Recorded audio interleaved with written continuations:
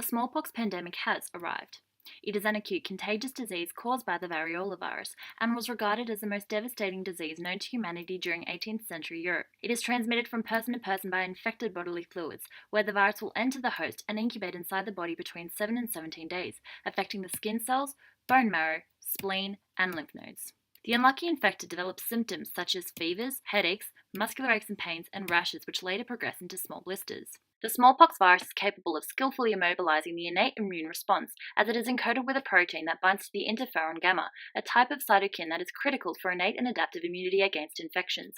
Without the second line of defense, the virus can replicate fast and cause immense damage, thus deactivating the host response to the disease. 30% of infected people died during second week of infections. Survivors bore disfiguring scars for the rest of their lives. 1798, scientist Edward Jenner inoculated an 8-year-old boy with live vaccinovirus, in which he developed minor symptoms, however inferred immunity to smallpox. The success of Jenner's experiment quickly made this practice widespread. By 1980, the once common disease smallpox was globally eradicated through the culmination of national programs. This endeavour was carried out by WHO in 1967, launching the Intensified Smallpox Eradication Program, which aimed to achieve eradication through global participation in national immunization programs.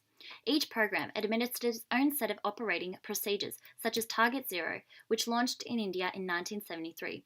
This stringent procedure ensured containment to prevent the spread of the disease and was a success.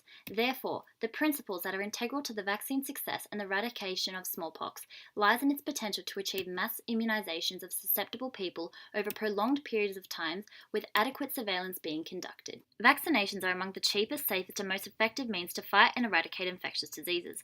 By inoculating organisms with preparations of attenuated or dead microorganisms, it instigates the innate immune response. As the antigen travels through the bloodstream to a lymphoid tissue, it will be ingested by a macrophage.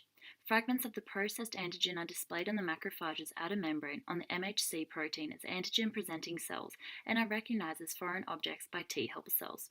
During this interaction, the macrophage releases cytokines interleukin-1, stimulating the T helper cell secretion of interleukin-2, which results in the proliferation of B cells.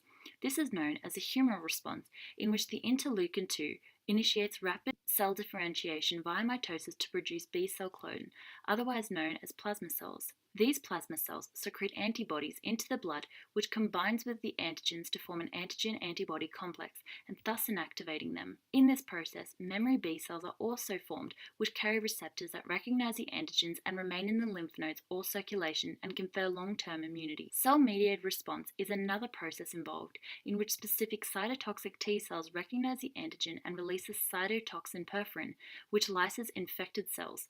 This form of active immunization is used to protect against measles, diphtheria, and many others, thus preventing future infections to occur and providing prolonged immunity. Vaccination programs aim to reduce and control the impact of infectious diseases through achieving high vaccine coverage rates. These programs protect the vaccinated individuals by active immunization and can also protect those who are unvaccinated through herd immunity. In a population, once a certain threshold of immune individuals has been achieved of around 95%, the incidence of disease is reduced. Chains of infection are likely to be disrupted, thus retarding the pathogen's transmission.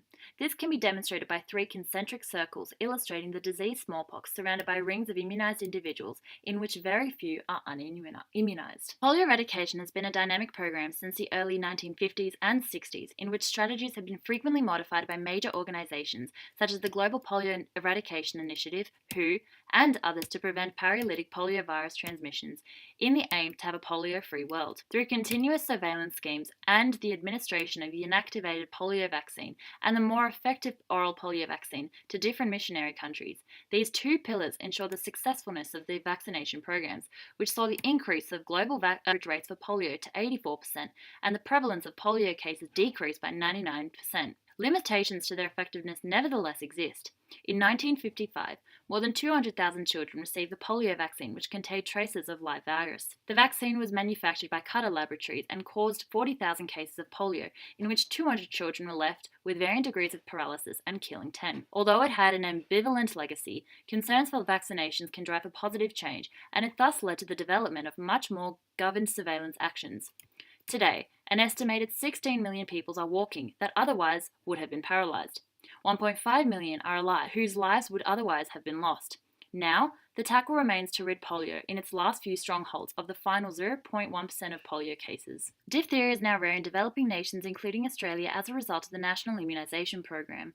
Large-scale public vaccination programs have declined the number of death rates by 99% from these vaccine-preventable diseases through the government offering free vaccinations and incentive to receive the diphtheria toxoid immunisation to achieve high coverage rates of up to 95%.